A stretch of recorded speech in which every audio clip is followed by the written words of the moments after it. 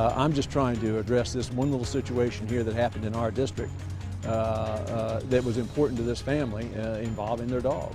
But that little dog gained big attention, enough for some to call for action. Tonight, one state lawmakers plan to get a full review of Norfolk-based PETA. It all started with two PETA workers accused of pulling up and snatching a dog from the porch of a mobile home in Accomack County. The story spread, but no action taken. That is, until now. The women seen in this video are taking a pet off a family's porch. Though larceny charges against them were dropped, State Senator Linwood Lewis from the Eastern Shore wants a state agency to review actions of those two PETA workers. Lewis thinks other laws may have been broken.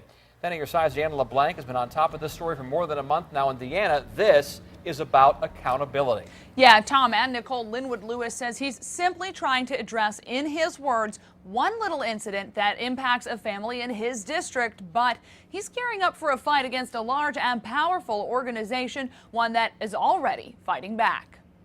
Linwood Lewis wants accountability. He says PETA may have broken existing Virginia codes that are set up to regulate how a dog can be caught and euthanized when they took Maya the Chihuahua. Whether it's animal rights, property rights, any sort of different factors, this has just been a violation on so many levels that it needs to be looked at. He's written to the Virginia Department of Agriculture and Consumer Support, which regulates those laws, asking them to investigate. 10 on Your Side learned today VDAX is collecting evidence. They've reached out to the local sheriff. He originally arrested the PETA workers on larceny charges that were later dropped. They may find when they look into this that they're able to address the fact pattern here through the regulatory power that already exists. PETA has never returned calls from 10 on Your Side, but today in an email to Senator Lewis, PETA does not specifically address the Maya situation, but does point out its many accomplishments in southeastern Virginia. The email reads in part, PETA's headquarters and animal shelter are located in your district. I hope you will take this opportunity to consider everything that PETA's hands-on rescue division does for constituents and their companion animals in your district and beyond. But Lewis says he doesn't have any plans to stop now. They were employees of the organization acting on behalf of the organization, and the organization needs to be held accountable if they did and if they're wrong.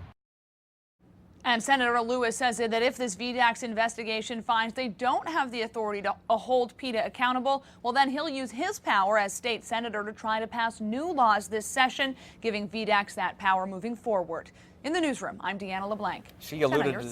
Deanna alluded to this too. We have tried numerous times to talk with PETA about what happened. You may even remember this video of our Aaron Kelly going to PETA headquarters in New York. They told us to call the office in Washington in order to talk to someone in Norfolk. But after all those tries, we've got nothing.